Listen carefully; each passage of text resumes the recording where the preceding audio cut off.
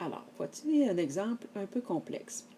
Un gamin traîne une voiturette de 10 kg en la tirant avec une force de 60 newtons à 20 degrés d'inclinaison par rapport au sol. Il monte une côte où la pente est de 25 degrés. Le frottement des roues du chariot avec le sol est de 5 newtons. Faites le diagramme de force de cette situation et déterminez la force résultante qui s'exerce sur la voiturette. Je vais travailler sur une autre diapositive, étant donné que je trouve que le dessin est petit, puis vous savez, vous connaissez tout mon talent en dessin, donc en travaillant avec une plus grande surface, ça devrait aller un peu mieux pour moi. Un peu mieux, mais quand même, il reste que c'est moi. Alors, j'ai ma voiturette qui a l'air d'être faite par un enfant de 5 ans.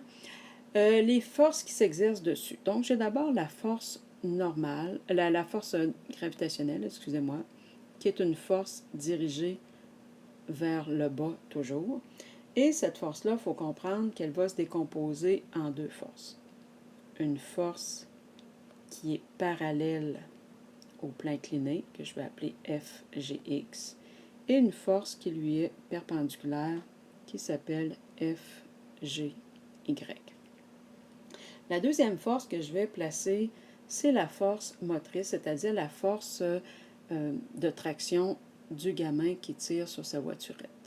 Ça, je vais l'appeler la force motrice. Et cette force motrice-là aussi est en angle, donc elle a un angle de 20 degrés. Donc, elle se décompose en une force motrice en X et une force motrice en Y, perpendiculairement à la surface de contact. En plus de ça, on a la force normale.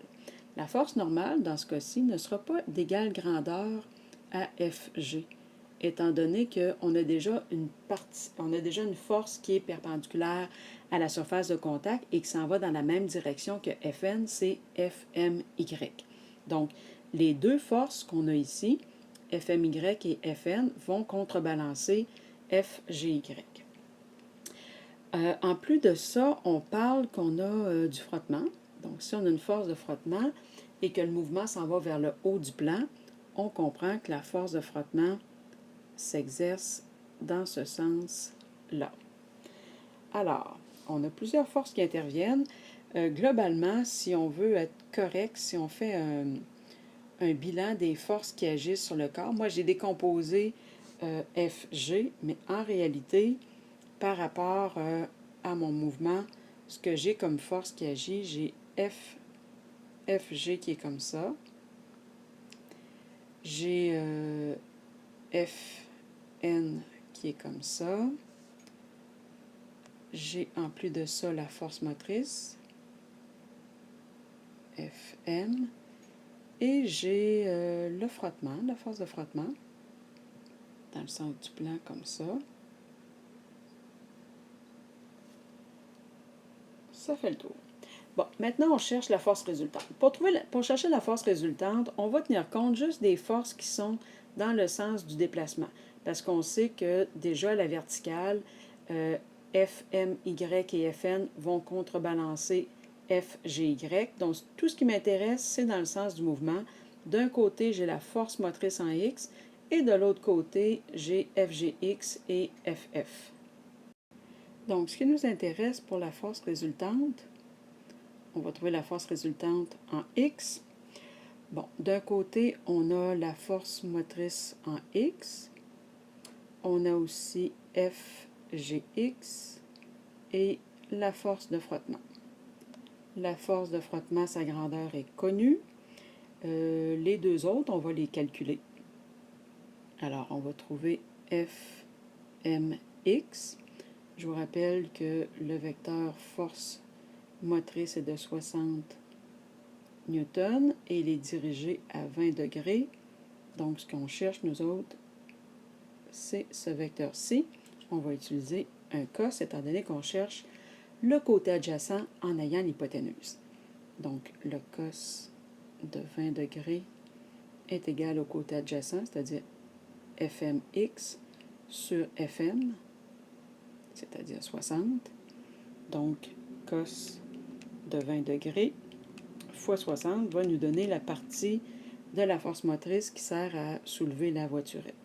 C'est de 56,3, etc. newtons. N'oubliez pas de mettre vos calculatrices en degrés quand vous faites ce calcul.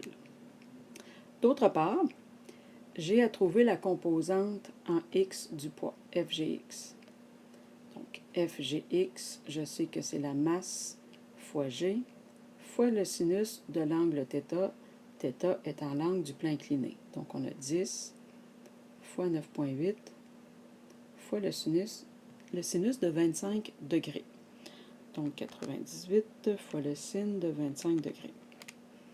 Ce qui va faire 41,41. Maintenant, il ne nous reste qu'à faire le total. Donc, la force résultante est égale à Fmx, c'est-à-dire, dans notre cas, 56,38. J'ai décidé que ce qui montait comme la voiturette, c'était positif, donc les deux autres valeurs vont être négatives. Moins 41,41 pour l'autre et moins 5.